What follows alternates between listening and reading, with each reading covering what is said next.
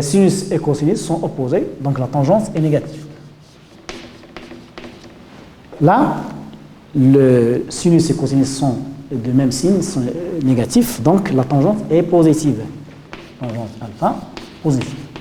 Et là, les sinus et cosinus sont opposés, donc ça donne tangente alpha négative. Donc là, si j'applique cette règle de sélection au cas de la fonction de la valeur absolue cosinus alpha, avec la tangente alpha positive,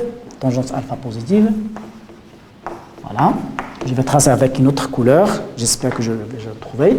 Donc là, ici, dans ce cadran-là, j'ai la condition qui est satisfaite parce que la tangente est positive, mais par contre ici, la tangente est négative. Donc là, ce morceau doit être éliminé.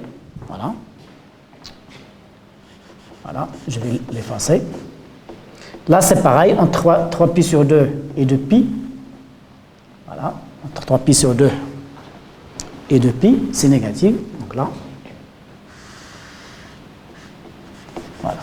Donc finalement, si je tiens compte du fait que la tangente alpha soit positive, la fonction valeur absolue de cosinus, je vais ne garder que les parties, ces arcs que je viens d'assigner ici. Voilà. Ces arcs-là. Et bien sûr, c'est infini. Voilà. Etc. Donc là, il y a un arc. Là, c'est du vide. Là, il y a un arc vide, etc. C'est une alternance. De la même façon, pour le cas sinus, je rappelle que la fonction sinus est une fonction qui est périodique, de même période que la fonction cosinus, mais avec un déphasage de pi sur 2. Elle est nulle à 0. Elle prend sa valeur maximale à pi sur 2. Donc voilà. Ça, c'est plus 1. Ça, c'est moins 1. 0. Pi sur 2. Pi. 3 pi sur 2. 2 pi, etc. Donc là, la fonction sinus prend sa valeur minimale ici au 0, et puis elle prend sa valeur maximale au point 0, au point pi sur 2. Donc là, elle repart à 0. Voilà. Ça, c'est la valeur maximale négative. Et puis, ça annule encore à... Voilà, c'est comme ça. Donc ça, c'est sinus alpha. Si je prends la valeur absolue de sinus alpha, je vais la tracer en rouge. Donc il suffit que je remonte la partie négative, donc ça me donne, voilà.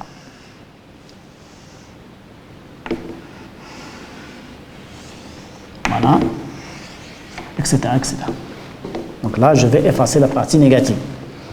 Si j'ajoute la condition que la tangente soit négative, je vais éliminer les arcs dans la région entre pi sur 2 et pi. Voilà. Pi sur 2 et pi.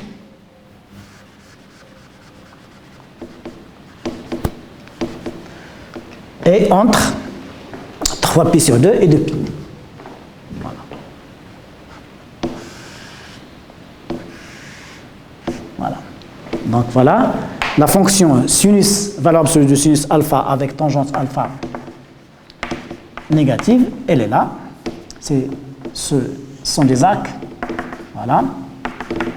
Comme ça. Là, il y a un arc. Je m'excuse.